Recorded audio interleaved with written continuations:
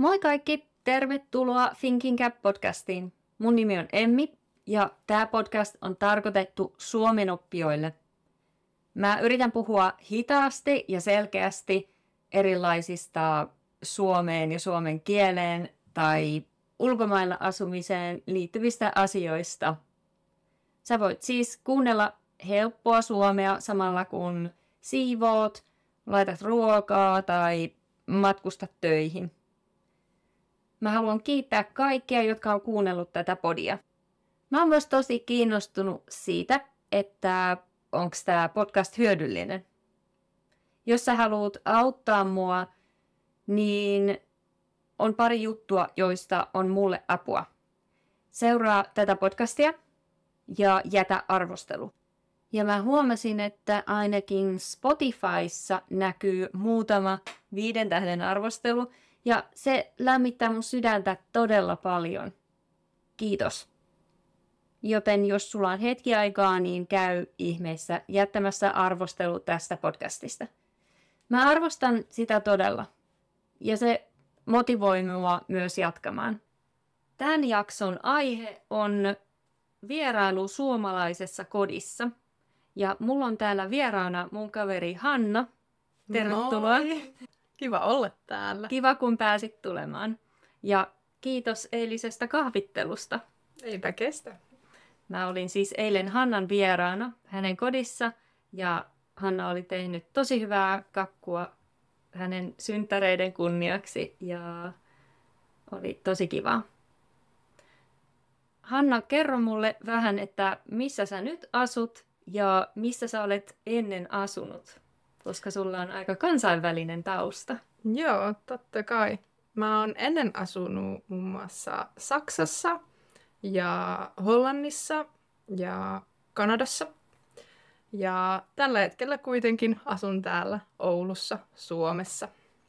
Mutta joo, oon tosi paljon eri kulttuurien kanssa ollut tekemisissä ja muun muassa käynyt vierailemassa erilaisissa kodeissa, erilaisissa kulttuureissa.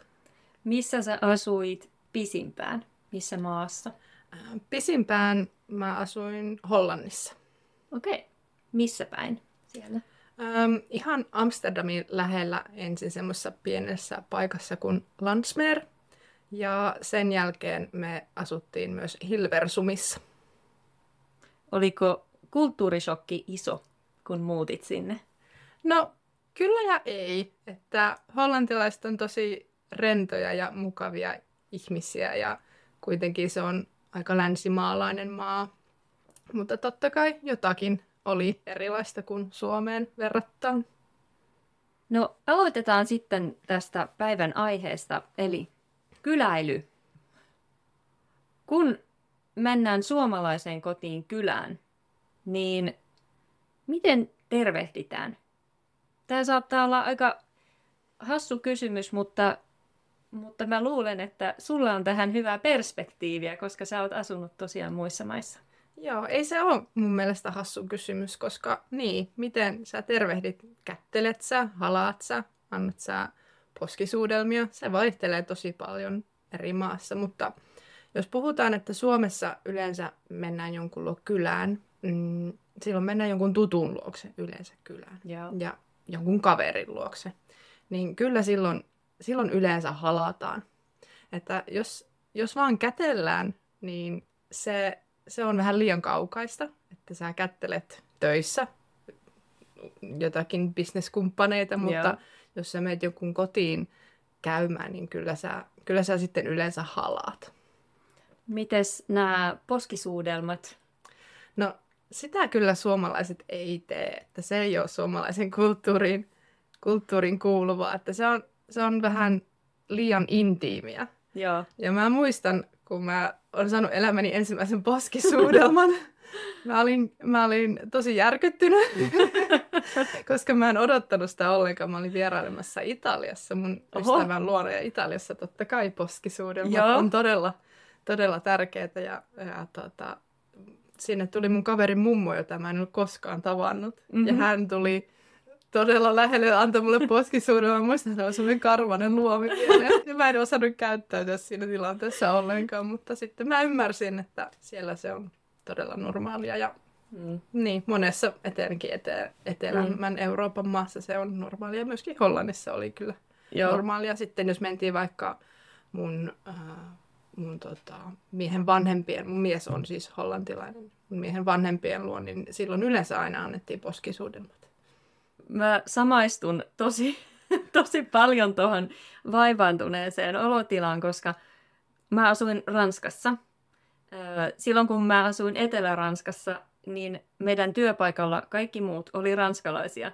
Ja jopa mun pomo pussasi kollegoitaan poskelle. Okei. Ja siellä oli yksi herrasmies, olisiko hän ollut 50-60-vuotias. Hän kävi joka päivä kättelemässä kaikki miehet läpi ja antamassa poskisuudelmat jokaiselle naiselle, paitsi minulle. Okei, miksi ei? No, musta varmaan huokui semmoinen vaivaantuneisuus. Ja sit mä muistan sen päivän, kun hän aloitti myös mun kanssa tämän tavan tervehtiä. Okei, miltä se susta tuntui silloin? Silloin mä olin jo vähän tottunut tähän. En mä usko, että mä ikinä totun poskisuudelmiin kokonaan, mutta silloin tuntuu, että jokin muuri murrettiin. Hauskaa. Tai joo, Suomessa ei poskisuudelmia. Ellet halua tosi vaivaantuneita Kyllä. hiljaisia hetkiä ja ehkä suomalainen jopa karkaa. No ei oikeasti. Suomalainen painajainen. Eli kun mennään kylään, halataan, onko jotain tuliaisia tai mitä muuta sä voisit kertoa, mitä siinä? No, mä en tiedä mitä mieltä sä oot tästä, mutta mun mielestä on ihan ok, jos ei ole mitään tuliaisia. Okei, sä kävit eilen meillä ja mulla oli syntymäpäivä, joten se oli aika normaalia, että sä toit mulle pienen lahjan, mutta mä en odottanut sitä. Se oli vain kiva, että tulit käymään ja juhlimaan mun syntymäpäivää. Suomalaista vaatimattomuutta. No, se en tarvitse syntymäpäivän Kyllä. lahjaa. Mutta niin, ehkä ennen on ollut normaalimpaa tuoda jotain, mutta minä itse en koe sitä tarpeelliseksi. Se on kiva yllätys, mutta se ei ole pakollista. Ja.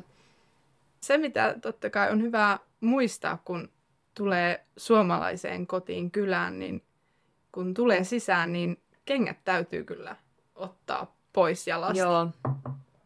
Se on ehkä semmoinen, mikä on ihan ykkösasia. Kyllä. Ja kotona ollaan sukkasillaan. Ja miksi ne kengät täytyy ottaa pois jalasta? Suomen sää. Täällä on lunta, täällä on loskaa, täällä on kiviä tiellä. Se on aika epähygieenistä, jos kävelet kengät jalassa sisällä. Ja aika usein nyt etenkin esimerkiksi kun on talvi, niin kengät voi olla aika märät, kun tulet sisään taloon. Joten älä tuo sitä vettä sisälle eteistä pidemmälle. Kyllä, mutta myös kesällä kengät pitää ottaa pois. Mun mielestä, jos on vaikka kiire, jos haluaa käydä vaan nopeasti vessassa, kun sä oot sun kaverin ovella, niin silloin voi kyllä sanoa, että voinko mä mennä kengät jalassa. Kyllä, se on ok. Joo, jos sun kaveri sanoo, että se on ok. Yleensä se on. Ja sitten sen jälkeen hän varmaan moppaa sen lattialla. Niin, kannattaa kysyä. Joo. Mitä voi odottaa tarjoilujen osalta? Mitä syömistä ja juomista suomalaisessa kodissa tarjoillaan? No, yleensä on normaalia, että isäntä tai emäntä, eli ne, joiden luona sinä olet kylässä, että he tarjoavat sinulle jotain. Yleensä se on kahvia tai teetä. Ja sinulta kysytään, että haluatko kahvia tai teetä. Kumpaa sinä itse ottaisit, Emmi? Varmaan ennen kahvia, mutta nykyään teetä. Joo. Mutta sitten jos mulle annetaan kahvia automaattisesti, niin mä kyllä juon sen, vaikka mun ei välttämättä tekisi mieli kahvia. Tämä on tapahtunut ihan viime aikoina. Ja koska sä ajattelet, että se on kohteliasta, sinä et halua olla liiaksi vaivaksi, Joo, koska joo. olet vieras. Joo. Ja mä tykkään kahvista, ei Joo. siinä mitään, mutta joskus illalla mä en haluaisi juoda kahvia, mutta mä en tiedä miten sun perheessä, mutta mun perheessä joskus kaadetaan kahvi vieraalle valmiiksi ja sitten se tuodaan pöytään. Okei. No, kyllä meilläkin itse asiassa, mutta sen jälkeen, kun sinulta on kysytty, Aivan. haluatko kahvia vai teetä, Aivan. ja kun sinulle kaadetaan kahvia, niin yleensä kysytään, että jätetäänkö maitovara. Joo, Joo. toi on hyvä sana. Ja maitovara tarkoittaa siis sitä, että siinä on sinulla mahdollisuus itse laittaa siihen maitoa lisää, koska yleensä kahvia monet juo maidon kanssa. Joo. Tätä sanaa voi käyttää myös kahvilassa, eikö niin? Totta. Joskus siellä kysytään, jätetäänkö maitovara? Joo, se on hyvä sana. Joo, ja sitten se kahvi yleensä juodaan kahvipöydässä. Ja esimerkiksi Hollannissa se kahvi voidaan juoda sohvalla, mutta Suomessa me tykätään juoda se kahvi kyllä kahvipöydässä. Kahvihetki on suomalaisille tärkeä, jolloin sille halutaan myöskin antaa se sen ansaitsema arvo. Eli mennään kaikki saman pöydän ääreen ja juodaan sitä kahvia tai teetä yhdessä. Ja yleensä sen kahvin kanssa on jotain pientä tarjottavaa, pullaa tai kakkua tai keksejä. Entäs suolaista? No joo, voi olla, mutta yleensä ehkä itse koen, että kahvin kanssa tarjotaan jotain makeaa. Vai oletko tästä eri mieltä? Ei, kyllä sä taidat olla oikeassa. Suomalaiset tykkää aika paljon kaikenlaisista munkeista ja pullista ja mahdollisimman makeesta. Kyllä, itse myös. Sama, joo. Mun piti sanoa vielä tuohon yksi kommentti, että kun juodaan ne kahvit siellä pöydän ääressä, niin jos on vaikka jotkut valmistujaisjuhlat tai ristiäiset tai jotkut isommat sukujuhlat, niin silloin ehkä on pakko juoda ne kahvit siellä, mihin mahtuu istumaan. Totta.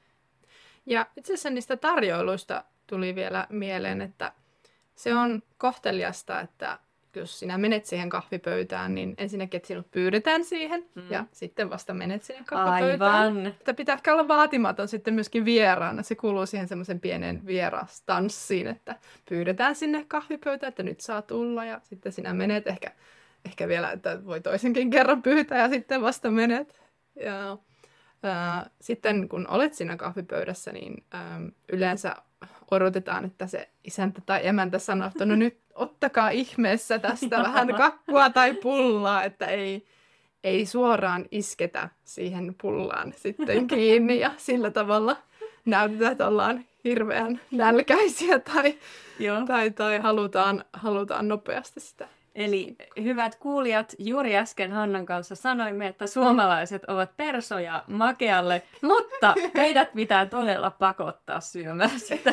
He siis kursailevat. Se on se verbi. Joo, kursailla. Kyllä. Ja sitten yleensä myöskin se isäntä tai emäntä kysyy, että haluatko teko lisää kahvia tai teetä. Ja silloin sitten sanotaan, että joo tai ei. Kiitos, nyt ei. Ei myöskään mennä sitä kahvia kaatamaan itse lisää ennen kuin sitten isäntä tai emäntä on sitten tarjonnut sitä lisää. Että ollaan semmoisia vieraskoreita minun suunnalla, mistä minä tulen Suomesta, niin puhuttaisin tällä tavalla. Joo, mä muistan, kun meille lapsena aina sanottiin, että se on viimeinen kakkupala, ei enää. Mä en tiedä, johtuuko se siitä, että haluttiin olla kohteliaita, että muille jätetään myös sitä kakkua, vai sokerimääräkö se vähän äitiä ja isää jännitti. Hei, tosta tuli myös mieleen, että kuka leikkaa kakun? Joo, no se onkin aika hyvä kysymys. Jokainen saa itse ottaa kakkua niin ison palan kuin haluaa. Eli jos sinulle sanotaan, että ole hyvä, ota kakkua, niin se tarkoittaa, että ota itsellesi palaa. Mulla on tästä hauska kokemus myös. mun mies oli ekaa kertaa käymässä täällä Suomessa ja me oltiin mun kaverin luona kahveilla ja mun kaverilla oli kakkua. Ja hän sitten sanoi mun miehelle, että no hei, ole hyvä, sinä olet vieras. Ja mun mies ymmärti sen niin, että hänen täytyy leikata se kakku kaikille, koska hollantilaisessa kulttuurissa se kakku leikataan sulle valmiiksi ja tarjotaan sulle siihen sun paikalle lautasella valmiiksi. Niin hän alkoi sitten leikkaamaan meille kaikille tätä kakkua ja se oli todella hauska tilanne. Ja mun kaveri ajatteli, että oletpa sinä kohtelias, kun leikkaat tätä kakkua kaikille. Mutta se oli pieni kulttuurishokki siinä. Helppo tapa tehdä vaikutus suomalaisiin, leikkaa heidän puolesta kakkua. Vai voiko tämä olla huono juttu? Voiko joku olla pahastunut? Joo, se voi olla huono juttu, koska jos sä leikkaat muille valmiiksi sitä kakkua, niin sä myöskin pakotat heidän syömään jonkun kokoisen palan. Ja se on myöskin nolotilanne, jos joku on halunnutkin vain todella pienen palan ja sä annatkin sille todella ison palan. Ja tämä henkilö on siitä sitten ehkä vähän nolostunut. Onkohan tässä Suomen sisällä jotain kulttuurieroja? Mä ajattelin vaan, että onko tämä semmoinen Itä-Suomen juttu, kun me ollaan molemmat aika idästä, varsinkin sinä. Mutta en tiedä. Jos joku tietää kertoa, sanoa. Niin lähettäkää kommenttia. Joo, tosta olisi kiva saada kommentteja. Joo. Jos menee käymään suomalaisella kylässä, niin pitääkö siitä ilmoittaa etukäteen tälle isäntä- tai emäntäväelle? No, mä sanoisin, että kyllä. Se on hyvä tapa ja se on kohteliasta. Ja se on sen takia kohteliasta, koska suomalainen yleensä sitten haluaa niille vieraille tarjota jotain. Ja jos sä menetkin jonkun luo yllätysvierailulla ja heillä ei sinä päivänä esimerkiksi ole mitään tarjottavaa, niin se on myöskin suomalaisesta sitten niin kuin säännästä tai emännästä todella noloa ja vaivaannuttavaa heille. Joo. Joten vältä tätä tilannetta, ilmoita, kun olet menossa jonkun luo vierailulle. Mutta tähän täytyy sanoa, että tämä on muuttunut, koska minun oma äiti esimerkiksi, hän on tottunut siihen, että hänellä on paljon serkkuja. Hänelle voi tulla paljon yllätysvieraita ja hän on vanhempaa sukupolvea. Ja hänellä on aina kotona niin sanottu vierasvara. Mitä se tarkoittaa? Vierasvara tarkoittaa, että pakkasessa on valmiina pullaa tai kakkua aina, jos joku niin sanotusti viskaantuu kylään. Viskaantuu? Joo, se on hauska sana. Onko se siis verbi viskaantua? Mitä se tarkoittaa, että joku viskaantuu? No viskoa, eli sinä heität jotakin ja joku viskaantuu, eli heittää itsensä sisään teille kylään. Se on ainakin sana, mitä mun äiti paljon käyttää. Että jos joku viskaantuu, niin pitää olla vierasvaraa kotona. Tarkoittaako se sama, että jos joku tuppaa tai tuppaantuu kylään? Joo, tarkoittaa. Mielenkiintoista. Opin tänään uuden sanan.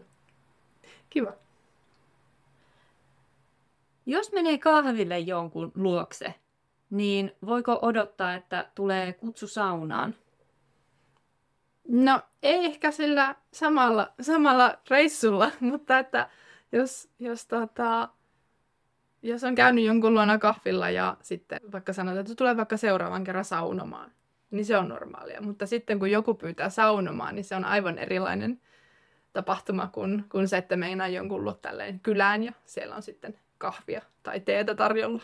Ehkä siinä on sitten aihe toiseen jaksoon. Kyllä, voidaan puhua siitä sitten toisessa jaksossa. Kiitos Hanna tosi paljon, kun kävit mun vieraana. Eipä kestä, oli hauskaa. Mä luulen, että tästä oppi moni tosi paljon ja toivottavasti me saadaan myös kommentteja, että oliko nämä jotenkin uusia juttuja tai ihmeellisiä tai olisi myös kiva kuulla, että miten kuulijoiden maassa nämä asiat toimii. Kiitos. Nähdään taas pian. Moi moi!